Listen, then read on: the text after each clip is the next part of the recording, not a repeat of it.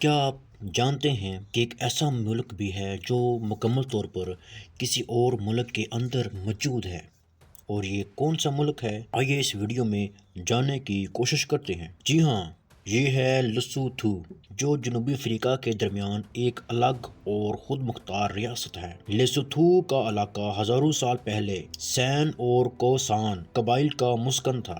بعد میں باسوتھو قوم یہاں آباد ہوئی، جو آج بھی اس ملک کی سب سے بڑی قوم ہے۔ 19ویں صدی میں باسوتھو قوم کو متحد کرنے والے عظیم رہنما بادشاہ موشوشو اول سامنے آئے۔ انہوں نے زولو اور دیگر قبائل کے حملوں سے اپنی ریاست کو محفوظ رکھا، لیکن جب بوئر نے ان کی سرزمین پر قبضہ کرنے کی کوشش کی تو انہوں نے برطانیہ سے مدد طلب کی۔ 1868 میں لیسوتھو کو برطانوی پروٹیکٹوریٹ بنا دیا گیا اور اسے باسوتھو لینڈ کا نام دیا گیا۔ 1871 میں اسے کیپ کالونی کے حوالے کیا گیا، لیکن باسوتھو عوام نے اس فیصلے کی مخالفت کی، جس کے نتیجے میں 1884 میں اسے دوبارہ براہ راست برطانوی کنٹرول میں دے دیا گیا۔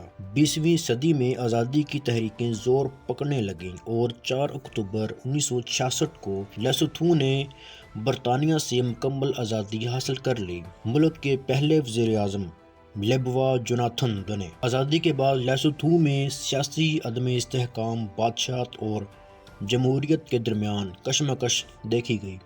آج لیسوتھو ایک آئینی بادشاہت ہے، جہاں بادشاہ کا علامتی کردار ہے، جبکہ حکومت وزیر اعظم چلاتے ہیں۔ لیسوتھو دنیا کے چند ممالک میں سے ایک ہے جو کسی اور ملک کے اندر مکمل طور پر گھیرا ہوا ہے۔ یہ ایک پہاڑی ملک ہے جسے مملکت آسمان یعنی کہ کنگڈم ان دی اسکائی بھی کہا جاتا ہے۔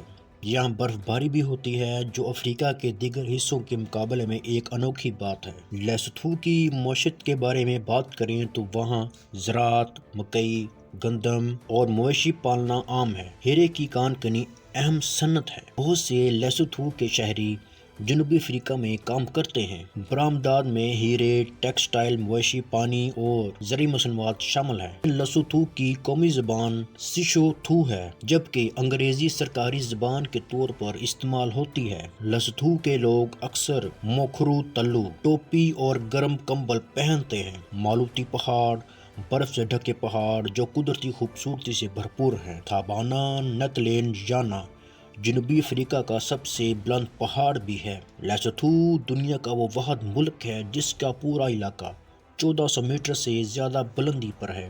یہاں کے لوگ اپنے مخصوص گرم کمبلوں کے لیے مشہور ہیں، جو ہر موسم میں پہنے جاتے ہیں۔ لیسوتھو میں گھوڑے اور خچر عام سواری کے ذریعے ہیں، خاص طور پر پہاڑی علاقوں میں۔ لیسوتھو ایک منفرد اور خوبصورت ملک ہے جو اپنی پہاڑی جغرافیہ اور دلچسپ ثقافت اور تاریخی اہمیت کے لیے جانا جاتا ہے۔ لیسوتھو ملک جنوبی افریقہ کے اندر کیوں موجود ہے، اس کی کیا وجہ ہے؟ اصل میں جب لیسوتھو برطانوی نو آبادی بنا، اس وقت جنوبی افریقہ موجودہ شکل میں ایک مکمل نہیں تھا۔